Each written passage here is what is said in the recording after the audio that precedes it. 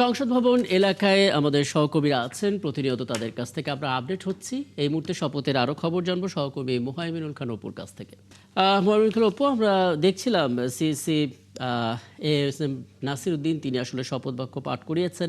এরপর খানিকটা বিরতি, থার্ড ফ্লোরে সেখানে চা চক্রের কথা বলা হচ্ছে এবং সেখানে আসলে মোটামুটিভাবে নির্ধারিত হয়ে যাবে কার কি দায়িত্ব।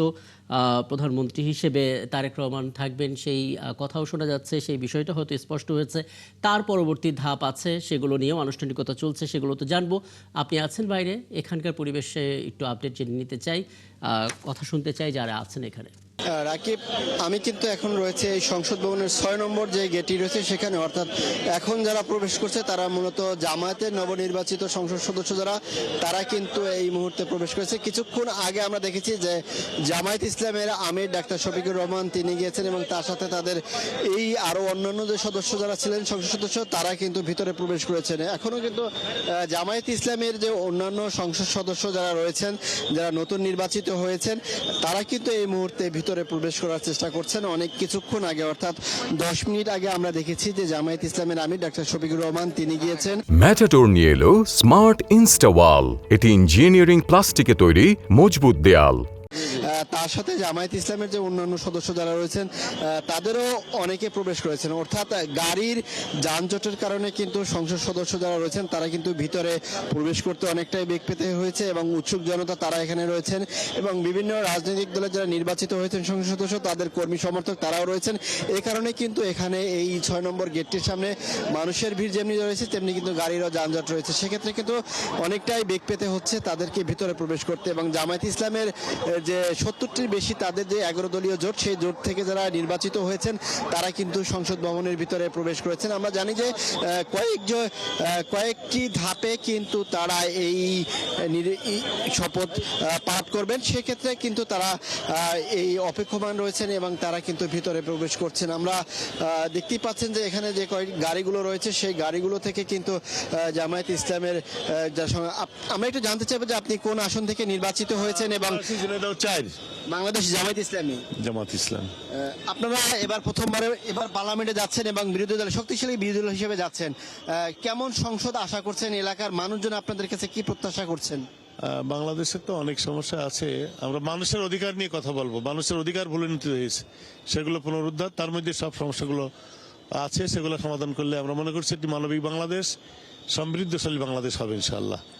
সে ব্যাপারে রাষ্ট্র পরিচালনায় সরকারি দল পরিচালনা করবেন, বিরোধী দল হিসেবে আমাদের যথাযথ ভূমিকা থাকবে। আমরা মনে করছি সরকারি দল বিরোধী দল মিলে একটি ভালো বাংলাদেশ পাবো ইনশাআল্লাহ। জামায়াত ইসলামের যারা নির্বাচিত হয়েছেন তারা যেটি বলেছেন যে সরকারি এবং বিরোধী দল মিলে তারা একটি নতুন বাংলাদেশ গড়ে তুলবেন, যে বাংলাদেশে আর কোনো স্বৈরাচারী সরকার গঠন হবে না, সেই বিষয়টি কিন্তু তারা বারবার বলছেন এবং নতুন বাংলাদেশের ক্ষেত্রে তারা পরবর্তীতে এমন অবাধ সুষ্ঠু নির্বাচন হবে এমনটি কিন্তু তারা প্রত্যাশা করছেন। আমরা আপনার সাথে একটু কথা বলতে চাইবো, লাইভে ছিলাম। আপনি কোন আসন থেকে বিজয়ী হয়েছেন? আমি বিজয়। ধন্যবাদ।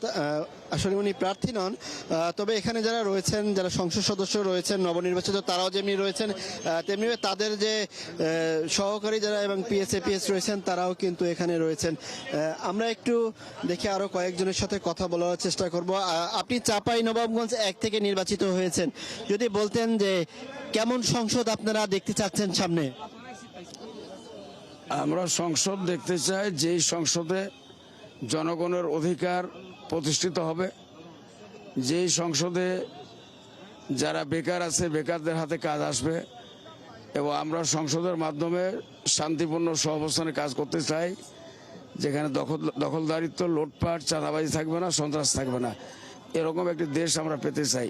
এই সংসদের কাছে আমরা এটা কামনা করছি।